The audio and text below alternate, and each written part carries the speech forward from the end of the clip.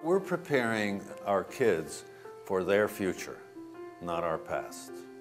Their future that requires different ways of teaching and learning, different ways of communicating, using technology, using the creative, and innovative aspects of who they are.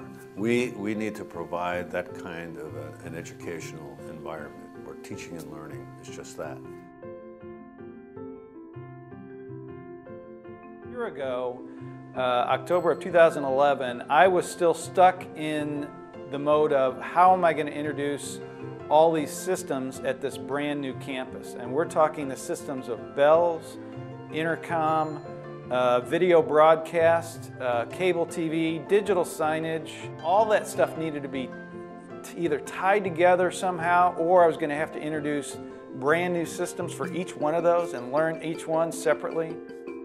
I walked onto the campus of Center College in October of 2011 to visit my son, saw on a desk the AMX symbol and liked what was in that classroom, got on the website and found the website for SchoolView system and AMX together, tied together.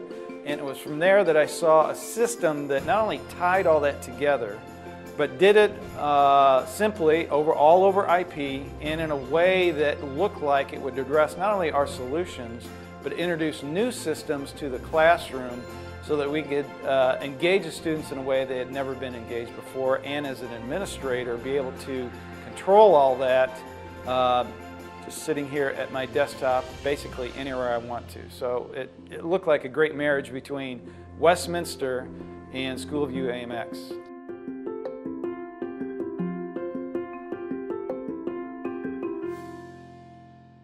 Teaching in the 21st century has its challenges because we have a lot of students that require a lot of different input, a lot of different informational sources going in and out all their different ports.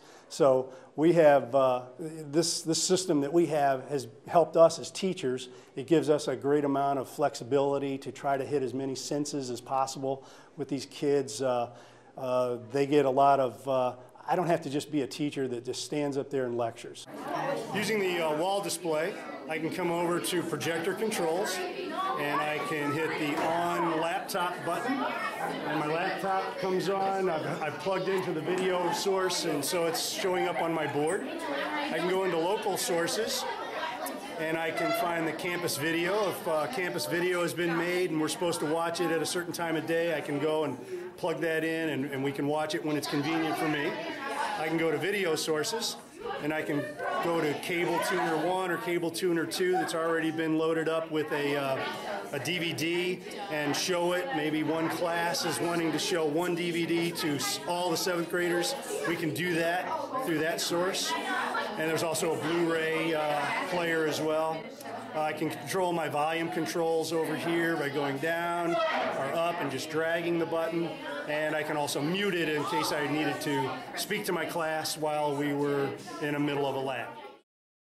The ease with which you can flow in and out of a presentation, the ease with which you can flow in and out of, in my case, showing kids what's going on is great. And I can use it in multiple ways because I can turn things off, turn things on really easily. I don't have to be wheeling around carts or organizing things, aiming things, those kind of deals that, gosh, you spend 30 seconds trying to flip something on and then a kid kicks it, kicks the cart, there's another 30 seconds and now your kids are lost. Now, it doesn't happen. I enjoy having everything right there in a little box or right there, easily accessible, right by my desk, where I don't have to go look for an old shoebox that I've got with old wires or cables in it. Everything is right there and I can plug right into my desk. So it's been very convenient in that way. The one thing that Han Kim, he's been able to, he takes his iPhone out and he'll get into the remotes, just like the administrative panel on his iPhone. And if we just want to do a page or a test someplace, he can do it right from there. All the stuff that I can do on my desktop, he can do right there on his iPhone.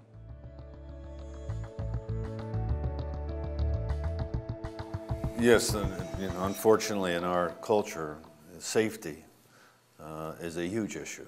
I mean, it's the most primary, fundamental responsibility that we have, the safety and well-being of our kids. When we're entrusted with the lives of these young people. When parents, a mom and a dad, bring their sons and daughters to us, they're entrusting their lives with us. When we designed this campus, we did so with safety in mind. That's why we have one front door. And after school starts in the morning, all the other doors are locked. The only way you can get into this building is through the front door. And we have a receptionist right there, and we have cameras right there.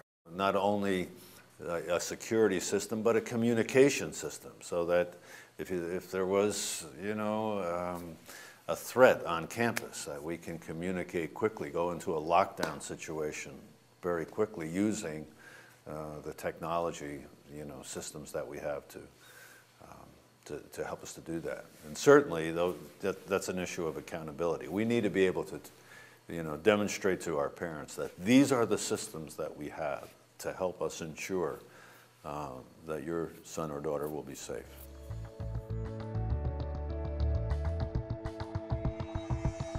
We have 100 projectors going on in the classrooms right now. And in the past, the problem has always been that nobody ever turns it off. And so, although it was difficult to measure exactly what the cost was energy-wise, but when you walk in and at the old building, if you had 50 projectors that were still on, not only the energy that was wasted, but we were changing out bulbs left and right. So $150 a bulb, and you were changing it out, or you're doing that multiple times a year. It was costly.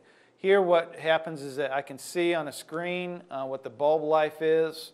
We have it set so that all projectors turn off at 7 p.m. Again, from a master control.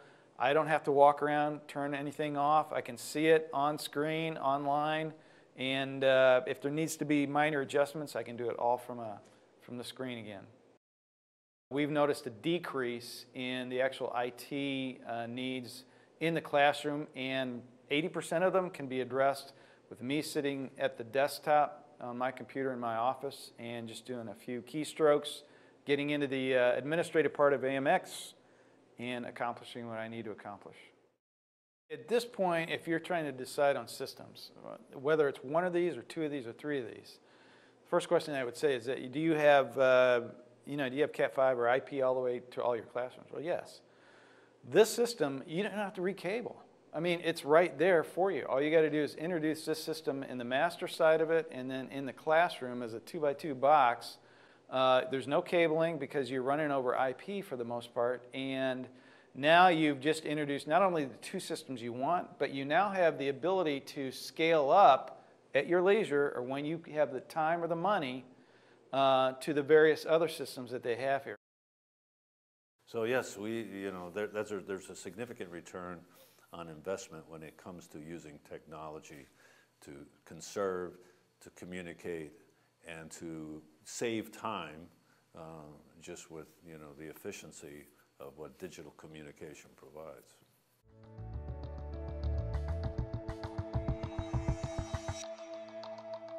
As far as the Bell system is concerned, it was an absolute blessing because I can get 98% of the work done way ahead of time, and it's out of the way. It's done. And cost-wise, I'm down to almost nothing because I'm doing all the changes myself.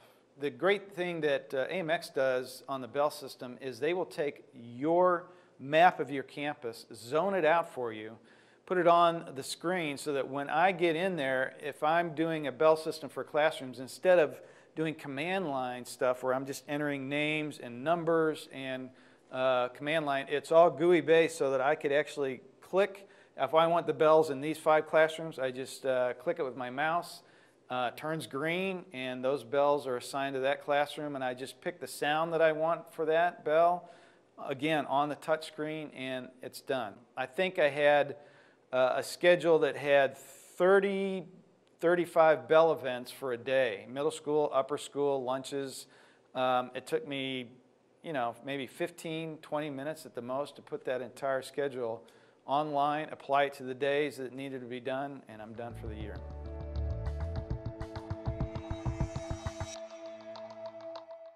So my biggest fear was we were going to get all these new systems online, and at the same time we're trying to train people, we're also trying to learn it, and then also trying to introduce new curriculum and the ways to use it in the classroom. It was a daunting task.